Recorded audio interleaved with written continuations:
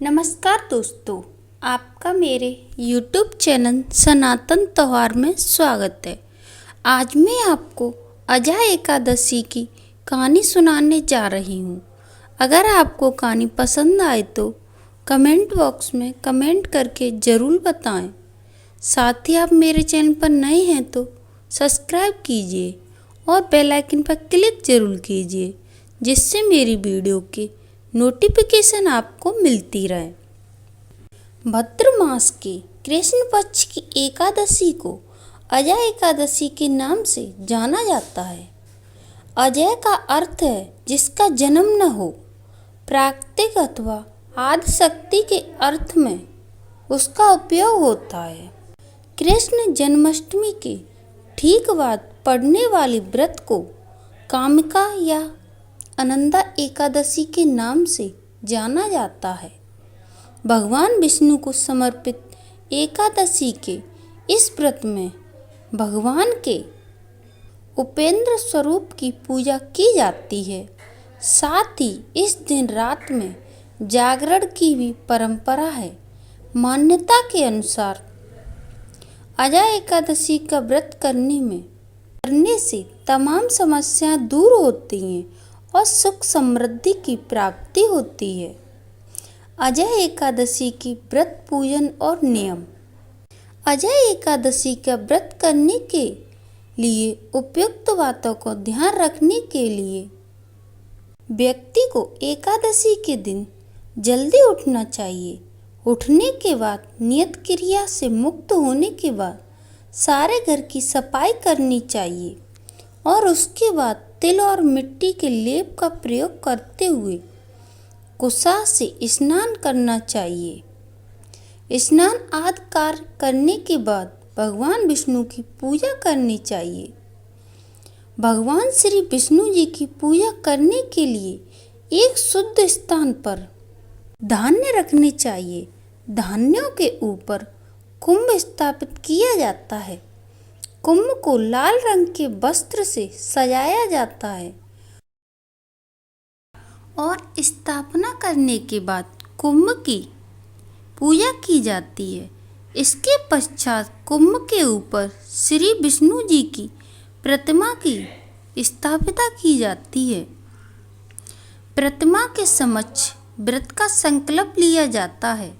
संकल्प लेने के पश्चात धूप, दीप और पुष्प से भगवान विष्णु की पूजा की जाती है।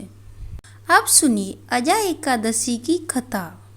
कुंती पुत्र युधिष्ठिर कहने लगे, हे भगवान, भाद्र मास की एकादशी क्या नाम है? व्रत करने की विधि तथा इसका महत्व कृपया करके मुझे बताइए। मधुसूदन कहने लगे कि इस एकादशी का नाम अजय एकादशी है। यह सब प्रकार के पापों को नाश करने वाली है। जो मनुष्य इस दिन भगवान ऋषिकेश की पूजा करता है उसको वैकुंठ की प्राप्ति अवश्य होती है। आप इसकी कथा सुनिए। प्राचीन काल में हरिश्चंद्र नाम का एक चक्रवर्ती राजा राज्य करता था। राजा हरिश्चंद्र अपनी सत्यनिष्ठा और ईमानदारी के लिए जाने जाते थे। एक बार देवताओं ने इनकी परीक्षा लेने के लिए योजना बनाई। राजा ने स्वप्न में देखा कि ऋषि विश्वामित्र को उन्होंने अपना राज्यपाट दान में दे दिया है।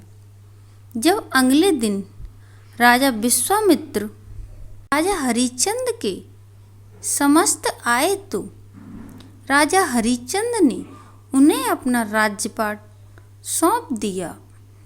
तो विश्वामित्र ने राजा हरिश्चंद्र से दक्षिणा स्वरूप 500 स्वर्ण मुद्राएं दान में मांगी। राजा ने उनसे कहा कि 500 क्या, आप जितनी चाहें स्वर्ण मुद्राएं ले लीजिए। इस पर विश्वामित्र हंसने लगे और कहा कि 500 ही क्या, आप जितनी चाहें स्वर्ण मुद्राएं ले लीजिए।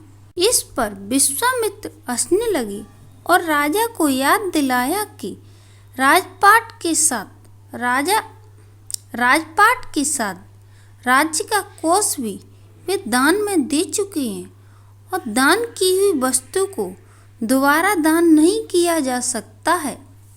तब राजा ने अपनी पत्नी और पुत्र को बेचकर स्वर्ण मुद्राएं हासिल की, लेकिन वो भी 500 नहीं हो पाई। राजा हरिश्चंद्र ने खुद को भी बेच डाला और सोने की सभी मुद्राएं विश्वामित्र को दान में दे दी। राजा हरिश्चंद्र ने खुद को जहाँ बेचा था वह शमशान का चांडाल था। चांडाल ने राजा हरिश्चंद्र को शमशान भूमि में दाग संस्कार की वसूली के लिए रखा था। राजा चांडाल का दास बनकर सत्य को धारण करता हुआ मृतकों को वस्त्र ग्रहण करता रहा, मगर किसी प्रकार से सत्य से विचलित नहीं हुआ। कई बार राजा चिंता के समुद्र में डूबकर अपने मन में विचार करने लगा कि मैं कहाँ जाऊँ, क्या करूँ जिससे मेरा उद्धार हो। इस प्रकार राजा को कई वर्ष बीत गए। एक दिन राजा इसी चिंता में बैठा हुआ था कि गौतम ऋषि वहाँ पर आए और कहा। राजा ने उन्हें प्रणाम किया और अपनी सारी दुख भरी कहानी उन्हें सुना दी। यह बात सुनकर गौतम ऋषि कहने लगे कि हे राजन, भाग्य से आज से 7 दिन बाद भाद्रपद कृष्ण पक्ष की अजा एकादशी आएगी। तुम विधि पूर्वक उसका व्रत करो। गौतम ऋषि के कहे अनुसार इस व्रत के पुण्य प्रभाव से तुम्हारे सभी पाप नष्ट हो जाएंगे। इस प्रकार राजा से कहकर गौतम ऋषि उसी समय अंतर्ध्यान हो गए। राजा ने उनके कथा अनुसार एकादशी का व्रत विधि पूर्वक किया था। उसी व्रत के प्रभाव से राजा के समस्त पाप नष्ट हो गए और स्वर्ग में बाजे बजने लगे और पुष्पों की वर्षा होने लगी। उसने अपने मृतक पुत्र को भी जीवित और अपनी स्त्री को भी वस्त्र तथा आभूषण से मुक्त कर दिया। व्रत के प्रभाव से राजा को पुनः राज्य मिल गया। अंत में वह अपने परिवार सहित स्वर्ग को हो गया। अजय एकादशी के व्रत का महत्व। समस्त उपासों में से अजय एकादशी व्रत को रखने वाले सभी व्यक्ति को अपने चिंत, निंद्रा, आहार और व्यवहार पर संयम रखना होता है। अजय एकादशी व्रत उपवास व्यक्ति को अर्थ काम से ऊपर उठकर मोक्ष और धर्म के मार्ग पर चलने की प्रेरणा देता है। यह व्रत प्राचीन समय में यथाव्रत चला आ रहा था। इस व्रत के आधार पर पौराणिक, वैज्ञानिक और संतुलित जीवन है।